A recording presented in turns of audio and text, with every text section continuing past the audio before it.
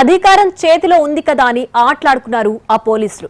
కంచే చేను మేసింది అనే విధంగా నడుచుకున్నారు.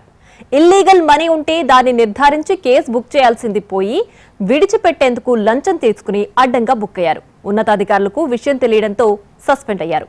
కట్టల కొద్దీ డబ్బులు చూసి వారిలో ఆశ పెరిగిందే. కోట్ల రూపాయలు కళ్ల ముందు కనబడ్డంతో రూల్స్ పక్కకు పెట్టేశారు.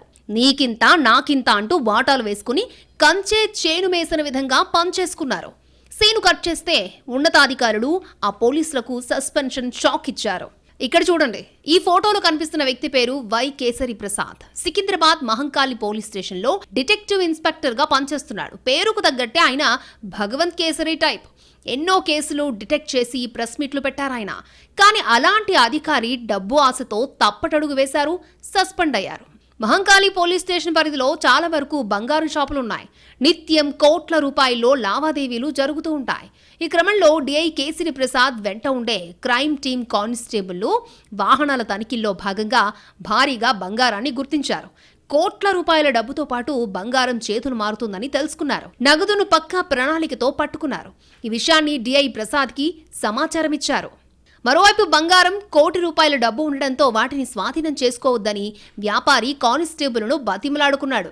అంతేకాదు వాటికి తగిన ఆధారాలు చూపిస్తానని చెప్పాడు. కానీ అందుకు ఒప్పుకోని కానిస్టేబుల్లు ఇది హవాలా వ్యాపారం, దానికి తగిన విధంగా కేసు నమోదు చేస్తామని స్పష్టం చేశారు. హవాలా కేసు అనగానే భయపడ్డ వ్యాపారి కాళ్ల బేరానికొచ్చాడు.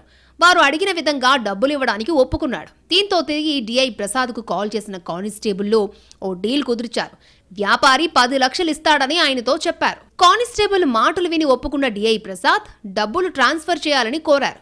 కానీ పట్టుకున్న డబ్బు నుంచి కాకుండా అకౌంట్ ద్వారా 6 లక్షలు ట్రాన్స్ఫర్ చేయించుకున్నారు. ఆ డబ్బును డిఐ ప్రసాద్తో పాటు కానిస్టేబుల్లు పంచుకున్నారు.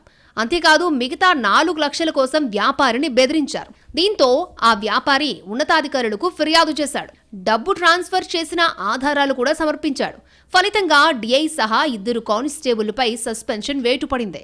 గతంలో ఎన్నో కేసులు పరిష్కరించి మంచి పేరు తెచ్చుకున్న డిఐ ప్రసాద్ ఇప్పుడు కాసుల కక్కుర్తితో సస్పెండ్ కావాల్సి వచ్చింది.